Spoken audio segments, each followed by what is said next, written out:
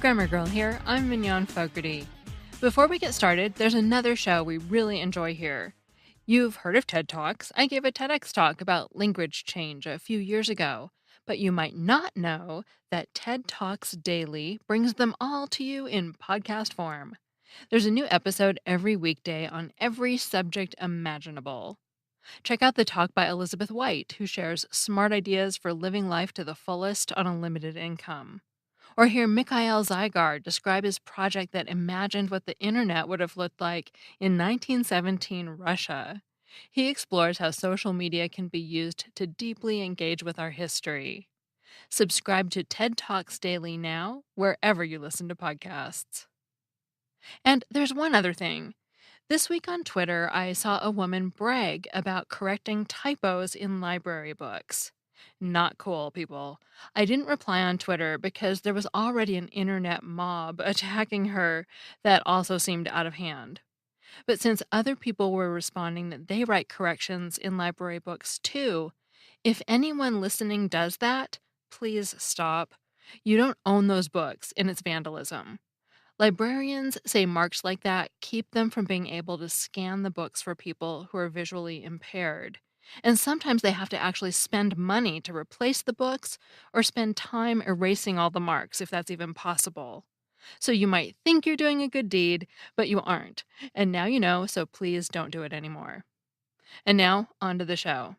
This week, I have a quick and dirty tip about the word anniversary and a meaty middle about the word I know makes many of you cringe: conversate. This week is the 12th anniversary of the Grammar Girl podcast. Yes, 12 years ago, I sat in a coffee shop on the beach in Santa Cruz, California, jotted 3 episode ideas on a napkin, and went home and recorded the first shows. A lot has happened since then. I've moved 3 times, written 7 books and 2 calendars, done 2 book tours, been on countless radio and TV shows, made games, took a job as a professor and quit that job as a professor, and more. But most of all, I've gotten a show out every week for 12 years. And I owe a big debt of gratitude to all the team members at my partner, Macmillan, over the years. Too many to name, but especially Richard Rohr and Kathy Doyle. All my guest writers, who you hear named in their segments. My audio producers, first Dan Feyerabend, and more recently Nathan Sems. And my longtime social media assistant, Ashley Dodge. Grammar Girl would not have won Best Education Podcast and been named one of the 101 best websites for writers for so many years if it weren't for all of you. So thank you. But one thing that hasn't changed in 12 years is confusion and irritation about the word itself: anniversary. Anniversary has the meaning year embedded in it. The word comes from the Latin annus, which means year, and versus, which means to turn. So an anniversary marks the turning of a year. That's why it's better to say we're celebrating our 12th anniversary instead of our 12-year anniversary. It's our 12th turn of the year, not our 12-year turn of the year. And although many young romantics talk about celebrating their 6-week dating anniversary, and although it's cute, it's technically not correct since anniversaries relate to years. Language can change and often deviates from its original literal meaning. I'm sure it won't surprise longtime listeners when I say that people have been using the word anniversary to refer to things that span weeks or months for more than 100 years. Right? For 12 years, I've been telling you that thing that annoys you has been going on for a long time. In fact, anniversary is used to describe time spans of less than a year so often that this use is included in the Merriam-Webster Dictionary definition of anniversary. American Heritage Dictionary includes it too. The Oxford English Dictionary and Dictionary.com are more restrictive in this case, limiting the definition of anniversary to an annual event. And although I doubt many of us will have much luck trying to convince lovebirds to stick with proper language for dating celebrations, the Associated Press does say to avoid using the word anniversary for things that aren't a whole year. For example, they frown on phrases such as 6-month anniversary. So if you're a professional writer, you should still toe that line and write about only yearly anniversaries. If you need to write about shorter milestones, you can try something like James and Sonia are celebrating 12 weeks of marriage. I do find it interesting that some people have tried to create a word for shorter milestones, though. It'd be convenient to have one. For example, in the Philippines, couples celebrate monthsaries. They can even buy monthsary cards for each other, but it hasn't caught on in the United States yet. So that's your quick and dirty tip. Use ordinal numbers for anniversaries. For example, wishing someone a happy 12th anniversary. And for professional writing, or if you want to be especially proper, use anniversary to refer to only annual celebrations. Before we get to the meaty middle about conversating, support for today's show comes from Bombas, the most comfortable socks in the history of feet. After 2 years of research and development, Bombas has re engineered socks with innovations that make them way more comfortable. The honeycomb arch support system, for example, provides extra support in the arch, and sometimes it's marked with a cute honeycomb pattern. Their Stay Up technology ensures that socks stay in place but never leave a mark. And the super soft cotton material keeps you warm in the winter but cool in the summer. It's like magic. And because socks are the most requested item in homeless shelters, Bombas donates one pair of socks for every pair they sell, more than 7 million pairs so far. That's so nice. You can buy nice socks and feel good about it. I have lots of socks, but I find myself digging out my Bombas socks every morning, and when I run out, it's laundry day. And now you, Grammar Girl listeners, can get 20% off your first order. Just go to bombas.com/grammar and use the code grammar. That's BOMBAS.com/grammar and the code grammar to get 20% off your first order. You'll be glad you did. And now on to Conversate. I thought of this topic because of the show we did a few weeks ago about why people use the word invite as a noun when it started out as a verb. That way of creating new words that can annoy people is called functional shift.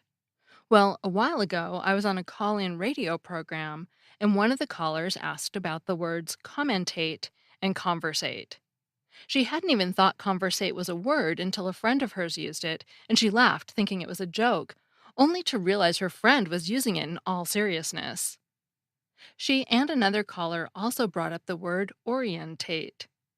These three words have something in common, and it's not just that they all end in ate, and people wonder about their legitimacy. They also were all formed by a process called back formation.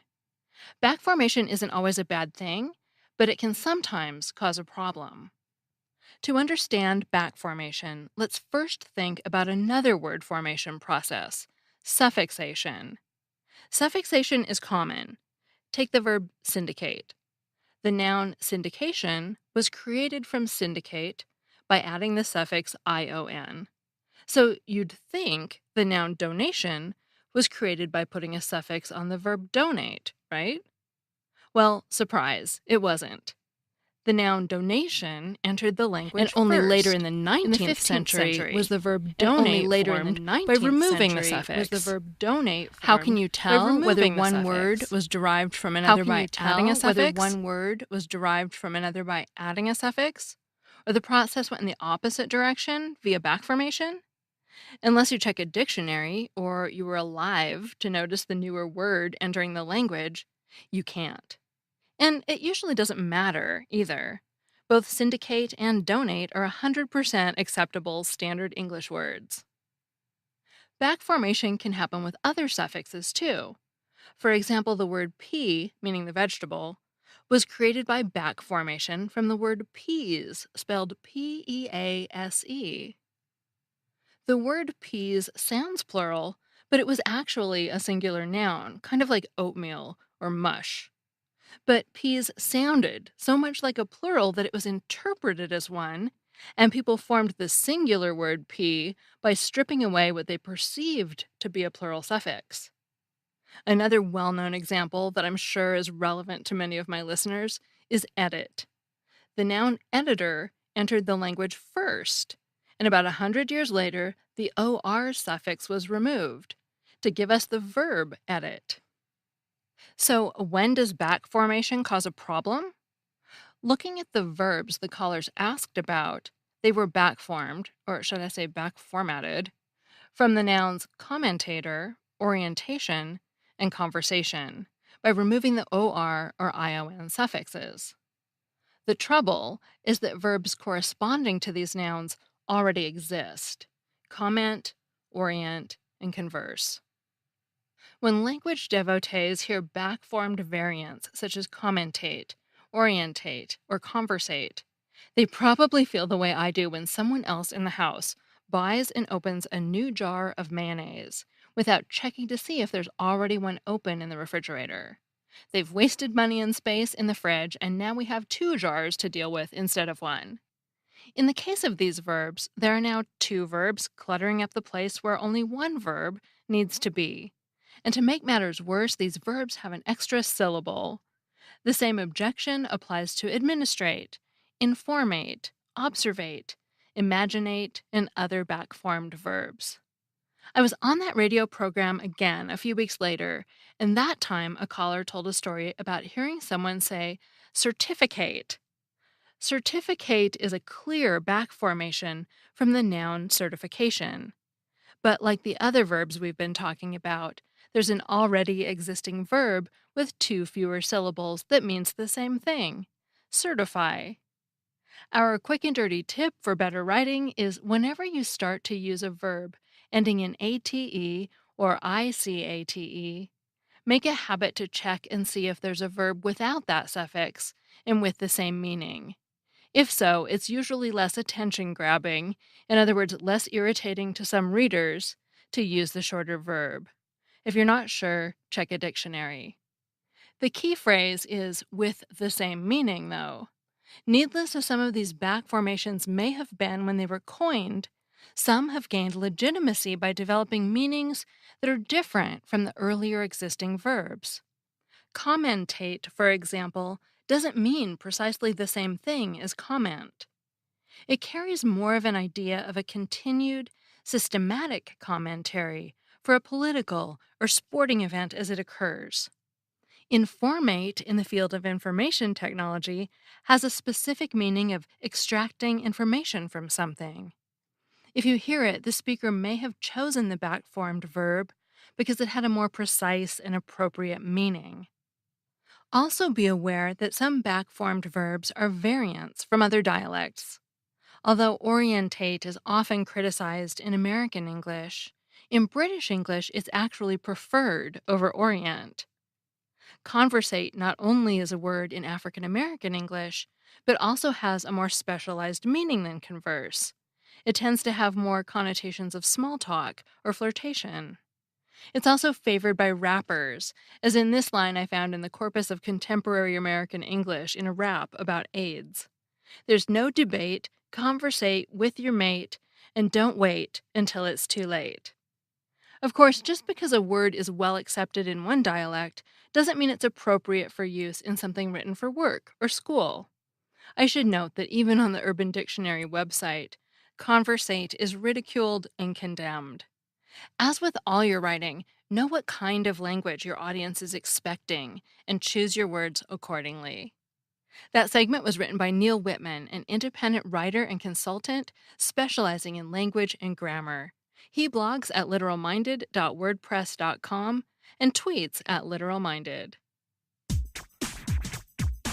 Finally, a shout out to David, who listens during long nights on duty, and JFA, a graphic designer and editor who binge listens in the car. I'm Mignon Fogarty. You can find all 12 years of archived Grammar Girl podcasts ad-free on Stitcher Premium. It's really the best and easiest way to get the whole back catalog. Plus, you get a monthly bonus episode. And all the other great stuff on Stitcher Premium, too, like ad-free episodes of Freakonomics and Tell Me Something I Don't Know. Sign up at stitcherpremium.com/grammar and use the offer code GRAMMAR for a free month. That's all. Thanks for listening.